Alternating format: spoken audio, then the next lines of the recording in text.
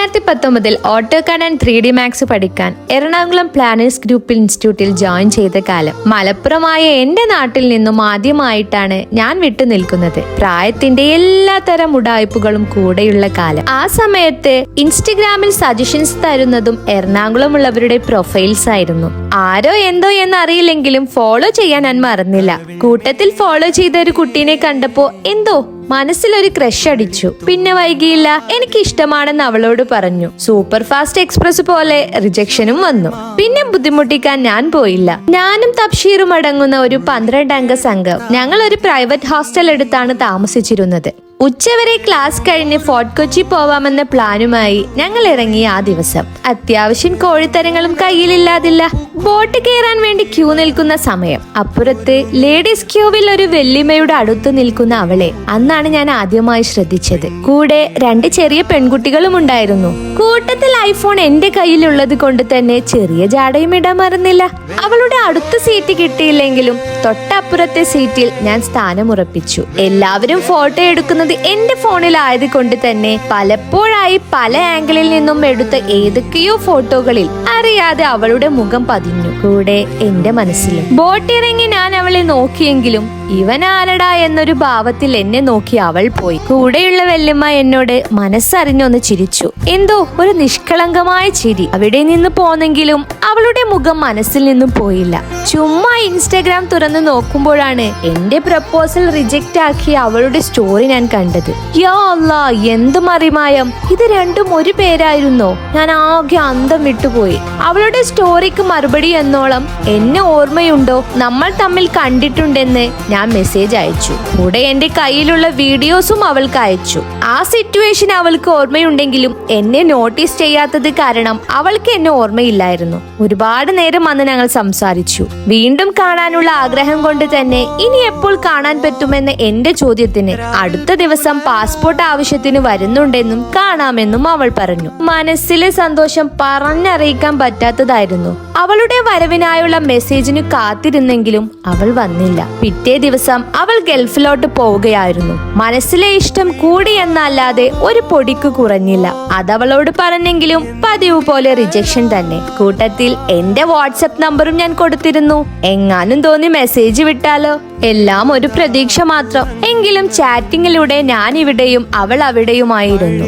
ആ സമയത്താണ് ചെറിയൊരു ഫിനാൻഷ്യൽ പ്രോബ്ലം കാരണം നാട്ടിലോട്ട് പോയാലോ എന്നൊരു ചിന്ത വന്നത്. വീട്ടിലുള്ളവർ അവിടെ നിന്നോ എന്ന് പറഞ്ഞെങ്കിലും അവളോട് ഞാൻ പോകുന്ന കാര്യം അവതരിപ്പിച്ചു. നീ ഓക്കെ ആണെങ്കിൽ ഞാൻ ഇവിടെ തന്നെ നിൽക്കാമെന്നും കൂട്ടിച്ചേർത്തു. നീ പൊക്കോ എന്ന റീപ്ലൈ ആയിരുന്നു അവളിൽ നിന്നും വന്നത്. നിരാശയോടെ ആണെങ്കിലും ഞാൻ നാട്ടിലോട്ട് മടങ്ങി. ഈ കോഴ്സിന്റെ കണ്ടിന്യൂവേഷൻ എന്ന രീതിയിൽ ബാക്കി കോഴിക്കോടായിരുന്നു പഠിച്ചത്. ഞാൻ മാത്രമല്ല തൻവീറും കൂടെ ഉണ്ടായിരുന്നു. നാട്ടിലെത്തിയെങ്കിലും അവളോട് വാട്സപ്പിൽ മെസ്സേജ് അയക്കാൻ പറഞ്ഞെങ്കിലും അവൾ നാട്ടിലെത്തിയിട്ട് മെസ്സേജ് അയക്കാം എന്നെല്ലാം പറഞ്ഞു ഒഴിഞ്ഞു മാറി. എന്നാ പിന്നെ നീ നാട്ടിലെത്തിയിട്ട് മെസ്സേജ് അയക്കെന്ന് ഞാനും. പിന്നെ ഇൻസ്റ്റയിൽ മെസ്സേജ് അയക്കാനൊന്നും നിന്നില്ല. വൈകാതെ തന്നെ വാട്സപ്പിൽ ഒരു മെസ്സേജ്. ഹലോ, ഞാൻ സീനത്താണ്. ഏത് സീനത്ത്? ഇൻസ്റ്റയിൽ മെസ്സേജ് അയച്ചില്ലേ?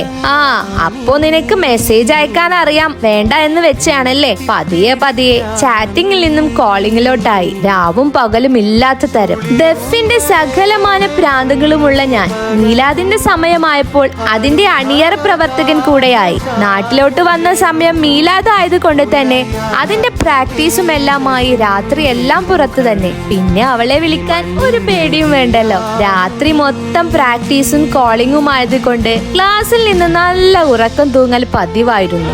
അന്ന് 2019 നവംബർ 27 അവന്മാരൊന്നും ഇല്ലാത്ത ദിവസം. ബോറടിയും ഉറക്കവും സഹിക്കാൻ വയ്യാതെ ഞാൻ ക്ലാസ്സിൽ നിന്നും ഇറങ്ങി. SM സ്ട്രീറ്റിലൂടെ നടക്കുന്ന സമയം. 12 മണിയോടെ റിട്ടേൺ വരാമെന്ന് ആലോചിച്ചിരിക്കുമ്പോഴാണ് അപ്രതീക്ഷിതമായ 2 വോയിസ് മെസ്സേജ് ഫോണിലോട്ട് വന്നത്. എനിക്ക് നിങ്ങളെ ഇഷ്ടമാണ്. നീ വിളിക്കാതിരുന്നപ്പോഴെല്ലാം എന്തോ പോലെ. ഫ്രണ്ട്സിനോട് പറഞ്ഞപ്പോൾ അവരാണ് പറഞ്ഞേ നിനക്ക് അവനെ ഇഷ്ടമായോണ്ടാണ് എന്ന്. വലിയ പെരുന്നാളും വെള്ളിയാഴ്ചയും ഒരുമിച്ച് വന്ന അവസ്ഥയായിരുന്നു എന്റെ. പറഞ്ഞറിയിക്കാൻ പറ്റാത്ത സന്തോഷം. അവൾ തിരിച്ചു വരുന്നതിന് 3 ദിവസം മുമ്പാണ് എനിക്ക് മെസ്സേജ് അയച്ചത്. വന്നെന്നറിഞ്ഞപ്പോൾ മലപ്പുറത്ത് നിന്നും എറണാകുളത്തേക്ക് ഒരു ബൈക്ക് യാത്ര. അവളെ കാണണം, സംസാരിക്കണം എന്ന് മാത്രമാണ് മനസ്സ് മുഴുവൻ. അങ്ങനെ 2 വർഷക്കാലം നീണ്ടുനിന്ന അതികഠിനമായ പ്രണയം. രാവും പകലുകളും അറിയാതെ ഞങ്ങളുടെ പ്രണയത്തിൽ ഞങ്ങൾ ആഴ്ന്നിറങ്ങി. അങ്ങനെ വീട്ടിൽ ഇതൊരു ചർച്ചാ വിഷയമായി. 2 വീട്ടുകാരുടെയും തീരുമാനം എന്നോളം 2022 മെയ് 16 അവൾ ഒഫീഷ്യലി എനിക്ക് സ്വന്തം. ജീവിതത്തിൽ നേടിയെടുത്ത അപൂർവ നിമിഷം. ജീവിതത്തിന്റെ അടുത്ത ഘട്ടം എന്ന നിലയിൽ മെയ് 30 ദുബായിലോട്ട്. ഈ ലോങ് ഡിസ്റ്റൻസ് തമ്മിൽ വളരെ ബുദ്ധിമുട്ടായതിനാൽ അവളും വൈകാതെ എന്റെ അടുത്തേക്ക് വന്നു. സന്തോഷകരമായ നിമിഷം. അങ്ങനെ 2024 ജനുവരിയിൽ 2 കരങ്ങളും ചേർത്ത് ഞങ്ങൾ പുതിയ ജീവിതത്തിലേക്ക്. മധുവിധു ആഘോഷങ്ങളിലൂടെ സന്തോഷകരമായ ദിനങ്ങൾ.